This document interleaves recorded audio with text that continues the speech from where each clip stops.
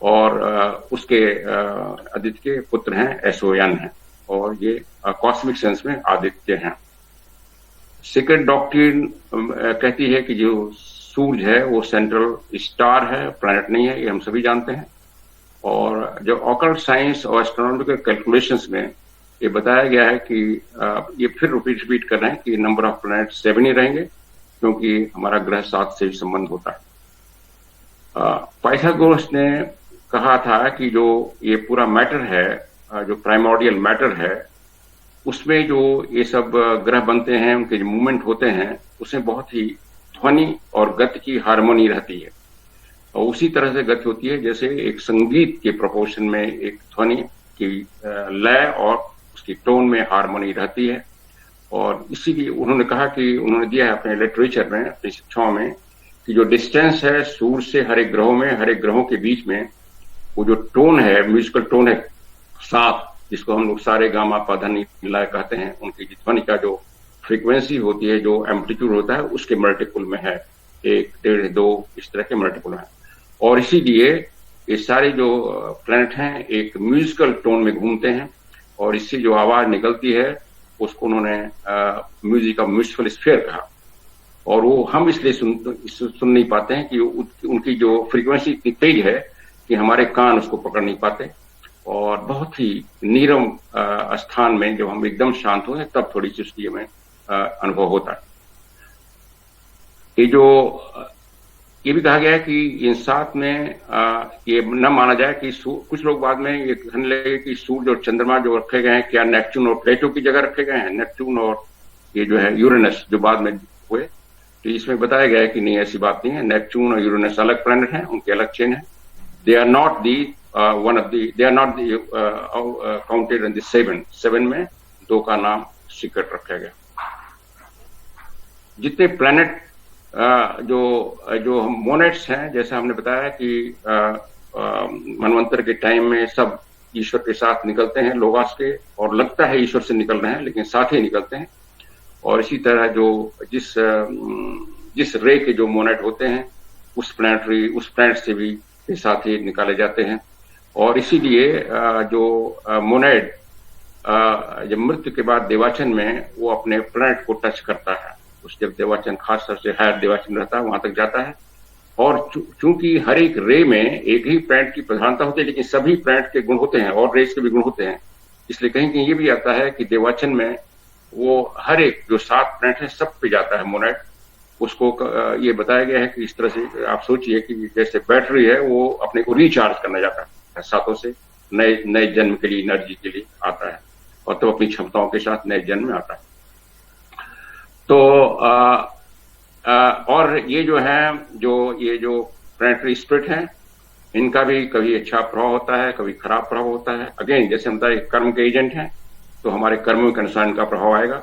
इसलिए ये जो धारणा आ गई है हर जगह कि इनकी हम पूजा करके ग्रह को शांत करके वो सब हटा देंगे, तो सब बिल्कुल ऑकल्ट साइंस से इसको नकारा गया है, ये नहीं हो सकता। उनका प्रभाव उसी तरह आएगा जिस तरह से हमने काम किया था, उसको कोई सुपरसीड नहीं कर सकता। और जो ये भी बात आती है कि हमारे भाग्य स्टार में लिखे हैं, ये सही है, लिटरली सही है, बट वो स्टार नहीं कि ये हमारे भाग्य डिसाइड कर रहे हैं। दे आर ओनली ये भाग्य को नियंत्रित हैं हमारे कर्मों के अनुसार। जब भाग्य लिखा है उसका मतलब जो है स्टार मैंने एस्ट्रल जो आकाशिक रिकॉर्ड में लिखा हुआ है, और उसके अनुसार ये लोग गाइड कर रहे हैं कर्मों, और बिल्कुल जस्ट गाइड करते हैं, उसमें कोई कमी बेसी नहीं। जब हम ये जो प्लैनेट्स हैं और जो ये सभी जो शक्तियां जो आती हैं, 7 फोर्सेस आती हैं पृथ्वी पर, 7 नेचर की फोर्सेस जिससे आती हैं, और उनसे सारा इवोल्यूशन बढ़ता है। जैसे ये पहले आया कि अरूप देवता हैं, इनका कोई रूप नहीं है, फॉर्म नहीं है, पर दे आर हाईली इंटेलिजेंस हैं, और ये ह्यूमन योनि को क्रॉस कर चुके हैं बहुत पहले। इनका ह्यूमन ये सभी मिलियंस ईयर्स पहले कभी किसी प्लैनेट पर ह्यूमन थे, एंड एडेप्ट लेवल पर पहुंच गए हैं, हाईएस्ट एडेप्ट लेवल पर। और जिसी तरह जैसे हमारा जो ईश्वर है वो भी एक मनुष्य की यौन को पार कर चुका है। इसलिए जितने हाईएस्ट देवता हैं, कहा गया है कि उनको देवता बनने के लिए मनुष्य की यौन का पास करना जरूरी। जो हमारी पुराण है, ये हिंदू एक्सटोरिक कॉस्मोलॉजी कहा है, पुराणों में कभी कभी ये कहा गया है कि जो आर्किटेक्ट है, ग्रेट आर्किटेक्ट जो ईश्वर है, परमात्मा है, वो इम्पल्स देता है इन प्लानिटरी को मोशन को। तो वहां इस तरह से वर्णन है। थियोसॉफी वो कहती है जो बहुत एनर्जी है वो देती है, दैवी प्रकृति देती है, तो उसमें ज्यादा फर्क नहीं है, केवल एक वर्ड्स का फर्क है। इनका ये टाइम हुआ, ओके, अभी कितना टाइम है सर? अभी 4:30 होंगे। 4:32। ओके, कुछ विशेष और बातें हैं जो इसमें हम थोड़ी सी आपको सामने रखेंगे। यह है कि जब कलयुग, ये प्लैनेट्स का स्पेशल पोजीशन होती है जब कोई विशेष घटना होती है। यह है जब कलयुग शुरू हुआ था 3102 BC में, 16 फरवरी को 2 बजे रात में, 2:30 बजे रात में कलयुग का शुरू हुआ था। उस समय सारे प्लैनेट एक जगह आ गए थे, एक कंजंक्शन में आए थे।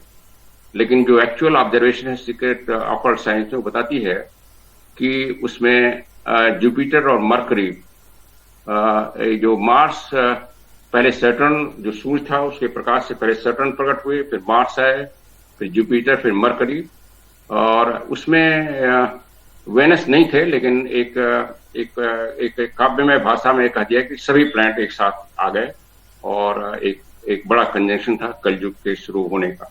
तो जब भी कोई एक युग शुरू होता है, एक साइकिल शुरू होती है, या कोई बहुत बड़ी घटना होती है, न प्राकृतिक घटना, ये मैन मेड घटना नहीं, पॉलिटिकल इलेक्शंस नहीं, तो उस समय इन प्लैनेट्स का कोई न कोई एक होता है। जैसे अपने आता है कि कृष्ण का जन्म हुआ तो रोहिणी नक्षत्र आ गए थे, ये सब होता है। बट अगेन उस जो अगर कल्प कैसा बनना जा रहा है, उसका क्या कर्म है, उस ईश्वर का क्या कर्म है, कृष्ण का क्या कर्म है, हमारा क्या कर्म, उसके अनुसार वो प्लैनेट का जंक्शन बनता है। बट ये चीज सही है कि बनता है, एक कंजंक्शन बनता है।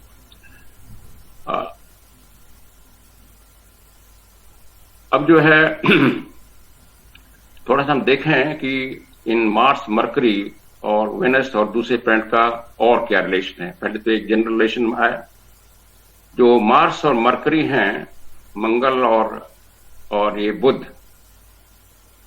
इनका पृथ्वी से काफी गहरा रिलेशन है, ऑकल्ट रिलेशन है, और इतना गहरा है कि इसको हाई ऑकल्टिस्ट भी उसके बारे में बात नहीं करते, जानते हैं, क्योंकि बहुत ही एक गुह्य और पवित्र रिश्ता है। वॉइस ऑफ साइलेंस में कहा गया है वर्स 157 में, जो उसका सेकंड पार्ट है, कि मैं पढ़ देता हूं। Behold Migmar Mars as in his Christmas veils, his eyes sweeps over the slumbering earth. Behold, the fiery aura of the hand of Lagapa, Mercury, extend in protecting love over heads of ascetics. Both are now servants in Niyama, my son, left in his absence, silent watchers in the night, yet both in Kalpas passed were bright Niyamas, and may in future days became bright two suns. मतलब ये कि जो मंगल है और जो बुध है, ये रात में पृथ्वी पर वाच रखते हैं। कहा गया कि मंगल की आइस देखती रहती है, और जो है बुध अपने हाथ से इसको एनर्जी फ्लो करते रहते हैं, देते रहते हैं, और जब सूरज के एब्सेंस में गाइड करते हैं। ये सूरज के एक तरह से उनका सब्स्टिट्यूट होते हैं, रात में गाइड करते हैं। और ये पहले कई कल्पों के पहले ये दोनों स्वयं सूरज थे, और भविष्य में भी ये सूरज बनेंगे। ये उसी तरह से जैसे थियोसॉफी कहती है कि हर एक स्प्रिट यूलेशन में आगे बढ़ रही है। तो जितने हमारे ग्रह हैं, नॉट ओनली मंगल और ये, बाकी सभी ग्रह है, और नेक्स्ट मनवंतर में, उसके अगले मनवंतर में दे विल बिकम सन, और इस तरह से यूलेशन आगे बढ़ेगा। मरकरी जो है एक एस्ट्रोलॉजिकल प्लैनेट है, और उससे ज्यादा वो ऑकल्ट और मिस्टीरियस है, वेनस से भी ज्यादा। और इसी को कभी कभी हमारे यहाँ मित्रा भी कहा गया है, कभी सूरज को भी मित्रा कहा गया है, और मरकरी को विजडम का प्लैनेट माना गया है। वहाँ के लोग काफी वाइज हैं, इसलिए सीक्रेट डॉट के स्टैंजा में आता है कि जो बुद्ध के पुत्र हैं वो इमॉर्टल हैं। इमॉर्टल, वो जब पृथ्वी पर मनुष्य बनाया जा रहा तो सूर्य ने कहा पृथ्वी को, बड़ा काव्य में भाषा में, कि तुम्हारे पुत्र मॉर्टल होंगे, बुद्ध के पुत्र इमॉर्टल हैं। इमॉर्टल इन द सेंस वो हाईएस्ट विजडम के हैं, और मनुष्य जो है पृथ्वी पर वो अभी लो विजडम का है, अभी उसको वहां नहीं पहुंचा। जो पृथ्वी का जो ग्लोब है और उसके जो 6 असिस्टेंट हैं फोर्सेस, वो गाइड करते हैं। और ये पृथ्वी के 7 चेन की बात हो रही है, वो भी अलग अलग ये स्पिरिट हैं, जो हमारे यहाँ मनु कहा गया है। जो अर्थ के 7 रीजन जो हैं, जैसे फर्स्ट रेस के 7 ग्रुप आए थे 7 रीजन में, वो अपने प्रकाश और जीवन इन अलग अलग ध्यानियों से पाते हैं, अलग अलग ग्रहों से पाते हैं। और इस तरह से जो हर एक रेस जो बॉर्न होती है, रूट रेस एक पर्टिकुलर ग्रह के उसमें कंट्रोल में होती है, उसके प्रभाव में होती है। कहा गया कि पहली जो रेस पैदा हुई थी, जो दिव्य रेस, जो सबसे स्पिरिचुअल रेस मानी जाती थी नॉर्थ पोल पर, वो सन से प्रभावित थी सीधे। जो दूसरी थी वो बृहस्पति से प्रभावित थी। तीसरी जो थे शुक्र से प्रभावित थी, लोहितंगा कहा गया है। चौथी सोम से, चंद्रमा। जब यहाँ चंद्रमा सूर्य का नाम लिया जा रहा है, तो ये चंद्रमा सूर्य नहीं है, वही है उसके सब्स्टिट्यूट। और जो 4th स्फीयर हमारी चेन है, ये मरकरी से प्रभावित हो रही है। मरकरी हमारे सबसे प्रभाव डाल रहा है ज्यादा। इसी तरह मनुष्य जो है, और हर एक मनुष्य का हर एक प्रिंसिपल, जैसे आप जानते हैं 7 प्रिंसिपल हैं, ये भी 7 इन ध्यानियों से कनेक्टेड हैं, 7 प्लैनेटरी स्पिरिट से कनेक्टेड हैं। और इसी तरह से मनुष्य सेप्टेनेट है, 7 आयामी है। जो एक्टिव पावर फोर्स जो आती है पृथ्वी पर, वो इन 7 से आती है। जो पृथ्वी पर प्रकाश आता है, वो सूर्य से रिफ्लेक्ट होकर आता है। सूर्य पर पृथ्वी के कंपैरिजन में 3 गुना प्रकाश आता है सूर्य से शुक्र पर 3 गुना प्रकाश आता है। उसका 1/3 वो पृथ्वी पर भेजता है। 2 पार्ट अपने पास रखता है, 1 पार्ट अपने साथ पृथ्वी पर भेजता है। इसी तरह जो मरकरी है, उस पर पृथ्वी से 7 गुना प्रकाश आता है, काफी तेज प्रकाश आता है। लेकिन जो प्रकाश का डिस्ट्रीब्यूशन है, वो शुक्र से पृथ्वी पर आता है सीधे, according to this secret doctrine. Science ये भी बताता है कि वेनस, वही कह रहे हैं, ये कह रहे हैं, साइंस भी आजकल ये मान रहा है कि पृथ्वी पर, अभी साइंस की बात बन है, एस्ट्रोफिजिक्स या एस्ट्रोनॉमी की बात कर रहे हैं, कि आजकल जो साइंस भी ये मानने लगा है कि जो पृथ्वी पर सूरज की लाइट आती है, वो वेनस के थ्रू आती है। वेनस से वो जो वेनस पर प्रकाश है, वो पृथ्वी से 2 गुना है। हमारे यहाँ आधा है। इसलिए जो सूरज को डॉन, उषा काल का और संध्या का देवता माना गया है। आप जानते हैं संध्या और उषा काल में वो चमकता है, और वो ईश्वर वो पृथ्वी को एक तरह से प्राण शक्ति सुबह उसको देता है, उसको शारीरिक क्रियाओं को एक्टिव करने के लिए। और शाम को जब सोने जाती है पृथ्वी, उस हिस्से की पृथ्वी, तो दूसरी तरफ जाता है, ग्लोब के दूसरी तरफ। तो अर्थ जो है, इसका जो पेरेंट स्टार है, जो इसको सिस्टर प्लैनेट कहा गया है, वेनस को अर्थ का सिस्टर प्लैनेट कहा गया है। ये कभी कभी प्लैनेट को मेल कहा जाता है, कभी फीमेल कहा जाता है। वेनस को भी, वेनस को आप जानते हैं हमारे यहाँ भी धर्मशास्त्रों में शुक्राचार्य कहा गया है। और यह असुरों के देवता माने गए हैं। असुर, और कहीं कहीं देवी माना गया वेनस को। ग्रीक फिलॉसफी में बहुत सुंदर देवी माना गया है। इनको समुद्र से निकलते हुए दिखाया गया है, जैसे लक्ष्मी को अपने दिखाया गया है, और कमल के हाथ में लिए हुए। और इस जब फीमेल डिस्कशन करते हैं, तो ये कहा गया है जो अर्थ है, अर्थ को भी देवी कहा गया है। तो अर्थ और ये जो वेनस है, दे आर सिस्टर प्लैनेट। और इसलिए और इसको भी कहा है earth is adopted child and younger brother of Venus. कहीं ब्रदर कहा जा रहा है, कहीं सिस्टर कहा जा रहा है, उसको कोई मतलब कोई खास नहीं है। दैट मीन्स दोनों क्वालिटी होंगी, मेल फीमेल दोनों इन स्पिरिट्स में, अगर they are highly advance spirits. और ये अपने अलग के स्पिरिट्स हैं। ये जो स्फीयर्स हैं, ये स्वयं जीवंत हैं, ये कोई निर्जीव प्राणी नहीं है, जैसे हम जीवंत हैं। और ये सेंटर ऑफ लाइफ हैं, ये इंटेंस लाइफ के सेंटर हैं। जैसे हमने बताया कि ये हमसे एडवांस स्पिरिट हैं, तो आप समझ सकते हैं कि उनका जो लाइफ है, जो जीवंत शक्ति है, वो हमसे कई गुना होगी एक मनुष्य से। और इनका जो और इनसे जो प्रभावित होते हैं मैन एनिमल्स और जो प्रभावित होते हैं उसका प्रभाव नंबर से कितना किस पर प्रभाव पड़ता है नंबर, जैसे बताया कि 7 और 12 का जो परम्यूटेशन कॉम्बिनेशन असंख्य होगा, असंख्य प्रभाव पड़ता है। मरकरी के लोगों को, मरकरी के मनुष्यों को मेटाफर रूप में इमॉर्टल कहा गया है, अमर कहा गया है उनके ज्ञान के कारण। ऐसा कॉमन बिलीफ है कि जो प्लैनेट हैं, और ये बताया जाता है कि हर एक इस प्लैनेट पर भी मनुष्य हैं। मून जो है पृथ्वी से भी इंफीरियर है, क्योंकि पृथ्वी जो है मून से एडवांस चेन वाली है, और इसीलिए चूंकि पृथ्वी पर जो मनुष्य बना उसका टेरेस्ट्रियल बॉडी जो है, एस्ट्रल बॉडी मून के पितरों ने दिया, इसलिए मनुष्य जो है उनके बराबर नहीं है जो ये जो है मरकरी और वेनस पर मनुष्य हैं इंटेलिजेंस में, बुद्धि में, विजडम में। एक पुराण में कहानी आती है कि बुद्ध जो हैं मरकरी के पुत्र हैं, बुद्ध जो है सोम के पुत्र हैं, सूरज के पुत्र हैं, सोम के पुत्र हैं, और वो बड़े इंटेलिजेंट और वाइज हैं, क्योंकि सोम जो है ये जो सोम की जो बात की है, चंद्रमा के स्पिरिट की बात की जा रही है। अब यहाँ दो डिफरेंस है, सोम और इंदु की बात की गई है। जो फिजिकल मून है उसको इंदु कहा गया है इस डिस्क्रिप्शन में, और जो स्पिरिट है उसको सोम कहा गया है। तो जो मरकरी है इस तरह से अर्थ का एक बड़ा भाई भी हो जाता है, एल्डर ब्रदर भी हो जाता है, क्योंकि हम जानते हैं कि जो अर्थ है, जिसमें कि अर्थ है चंद्रमा से निकली है, चंद्रमा इसका जनक है, और पुराण में आता है कि जो बुद्ध है वो चंद्रमा का पुत्र है। वहां चंद्रमा को फीमेल माना गया, स्त्री माना गया, और इसलिए वो अर्थ का बड़ा भाई भी हो गया इस तरह से।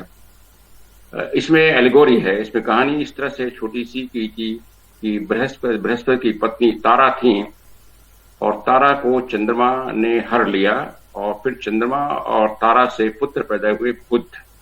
बहुत सुंदर पुत्र थे, बहुत ज्ञानवान पुत्र थे, और चूंकि बृहस्पति की पत्नी हर ली गई थी तो बृहस्पति ने लड़ाई किया चंद्रमा से, और चंद्रमा की मदद शुक्र ने किया। तो कुछ देवता चंद्रमा के साथ हो गए, कुछ बृहस्पति के साथ हो गए, और फिर बाद में बृहस्पति को समझौता करना पड़ा। उनको लगा कि बुद्ध बहुत अच्छे हैं, उनको अपना पुत्र मान गया। ये एलिगोरिक स्टोरी है। इसका मतलब है कि जो बृहस्पति जो है कर्मकांडी प्रथा के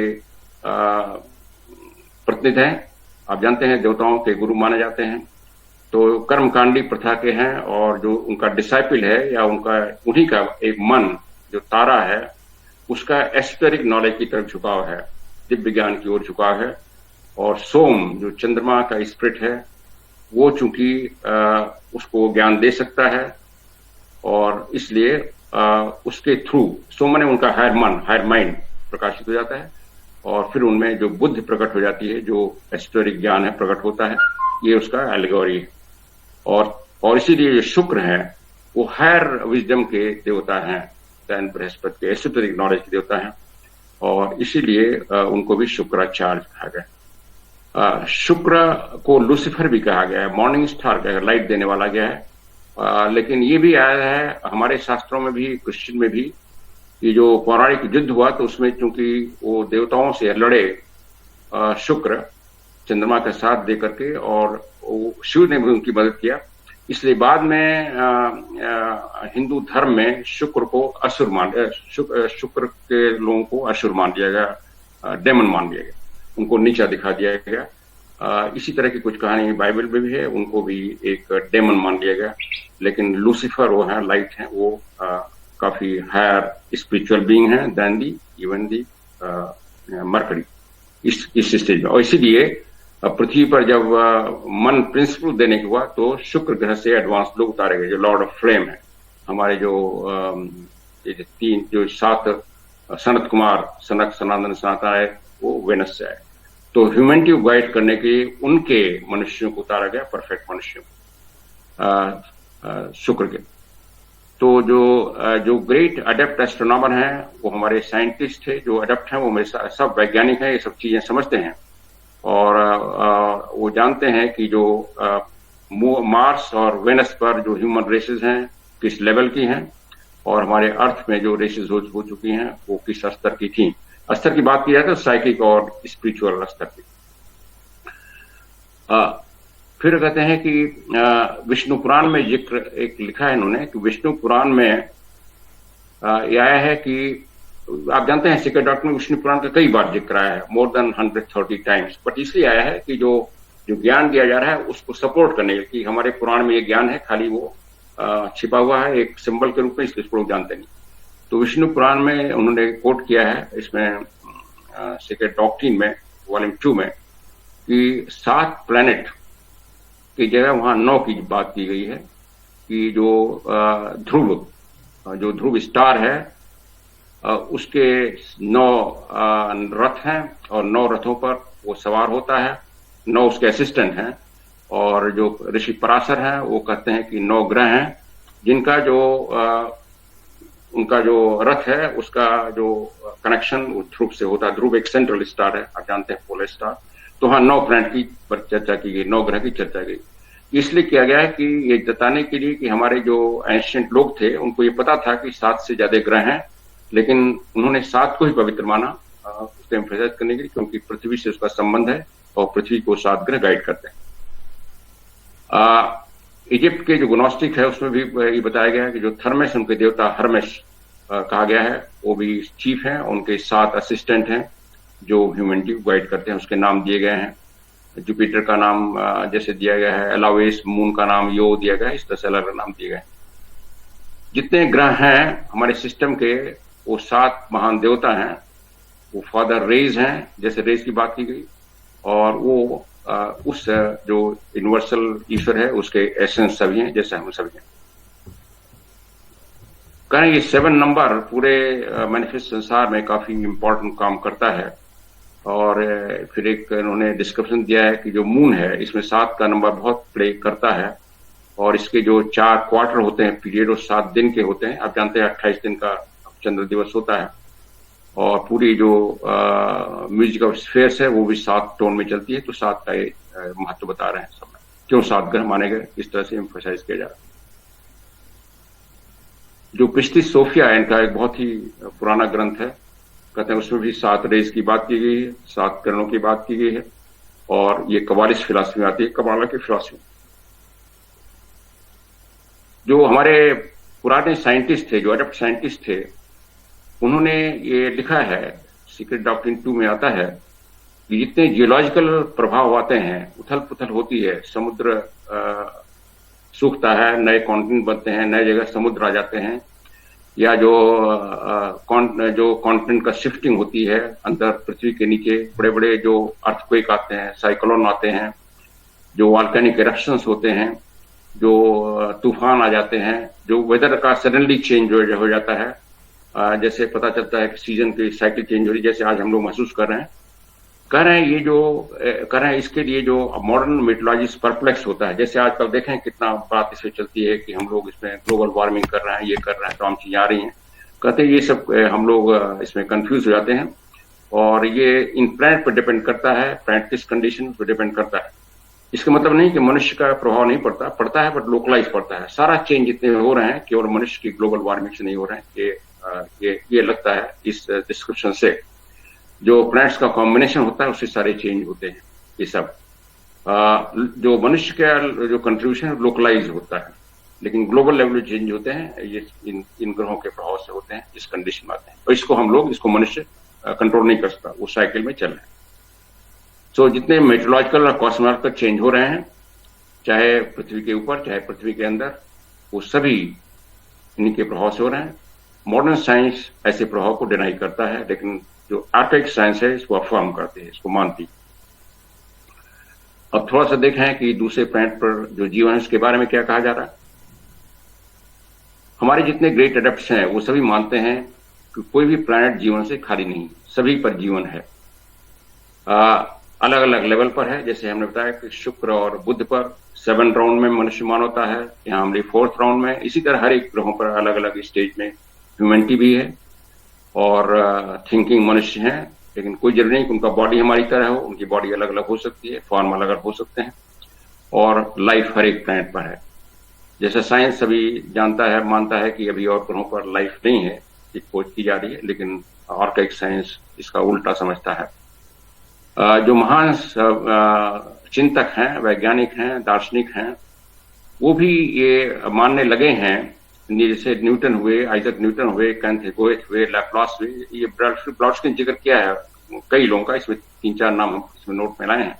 आइजक न्यूटन, गोएथे जो पोएट थे, लैप्लास ये फिलोसफर साइंटिस्ट थे, ये सभी लिखे हैं अपने राइटिंग में कि जीवन है और सब जगह। ब्लॉट्सकी इसका कुछ प्रूफ दे रही हैं फिजिकल एस्ट्रोनॉमी से। उन्होंने लिखी हैं कि करीब फ्रांस में 2-3 जगह जो मीटियोर गिरे थे, कभी कभी धूमकेतु के चट्टानें गिर जाती हैं, और उसका जो एनालिसिस हुआ था उसमें पाया गया था कि उसमें जो केमिकल है वो पृथ्वी के केमिकल से मिलता है, और इससे लगता है, और उसमें जो ऑर्गेनिक कंपाउंड मिले थे, ह्यूमिडिटी मिली थी, मॉइस्चर मिला था, कुछ बैक्टीरिया के जो लाइफ के जो प्राइमरी कंडीशन वो मिली थी, तो वो सिद्ध करती हैं कि उस पर है, वो जुपिटर से आए थे और शुक्र से वो सब गिरे थे, तो उससे भी प्रूव होता है कि लाइफ है। फिर आता है कि जो उस पर जलवायु का ये बात होती है कभी कभी कि जब जलवायु जो पृथ्वी पर जलवायु हो वैसी जलवायु नहीं होगी तो मनुष्य कैसे रहेगा, तो इसका भी उन्होंने वर्णन किया है कि जो जुपिटर पर जलवायु है वो मॉडरेट जलवायु है। जैसे पृथ्वी पर फिर भी बहुत ज्यादा गर्मी होता उसको हम लोग देखते हैं, उसको भी उनका पूरा चार्टियन लैंग्वेज में उसको भी अमन रा कहा गया था, रा सूर्य का नाम, एक छोटा सूर्य वहां भी कहा गया था, जैसे पाइथागोरस। तो जितनी पुरानी दर्शन है उसमें ऊंचा माना गया है, बाद में उसको एक तरह से नीचे कर दिया गया, एक तरह से अंधविश्वास हो गया। उनका इसलिए हुआ जो क्योंकि पृष्ठी समाज जो है ज्ञान नहीं चाहता है, असली ज्ञान नहीं चाहता है, और चूंकि लूसीफर शुक्र को एसोटेरिक ज्ञान का प्रतिनिधि माना गया, उसका स्टोर हाउस माना गया, जैसे महात्मा लाए गए, इसलिए जो कर्मकांडी प्रथा है उसको उन्होंने नीचा कर दिया अपने डिस्क्रिप्शन में। और इसीलिए जब बुद्ध भी आए तो उनको नहीं माना गया, उनका विष्णु के अवतार तो है, लेकिन विष्णु के अवतार आए हैं बनकर के ये मानवता को बर्बाद करने के, ये हमारे पंडितों ने कहा। तो ये सब ये जिक्र किया इन्होंने। जब शंकराचार्य आए तो उनको भी प्रच्छन्न बुद्ध कर दिया गया, क्योंकि भी कर्मकांड को नहीं मानते थे, कर्मकांड को मना करते थे। तो ये मेनली इन्होंने जिक्र किया है कि जो शुक्र है वो एसोटेरिक विजडम के प्रतीक हैं, और इसलिए उसको धार्मिक शास्त्रों में, चाहे बाइबल में हो चाहे हिंदू पुराणों में, एक नीचा बना देगा। बट ये प्योरली अंधविश्वास था, इसको हमें ठीक करना है और हमें समझना है। तो इस मैटर के साथ मेरे ख्याल से टाइम हो गया, मैं इसको यहीं समाप्त करता हूं।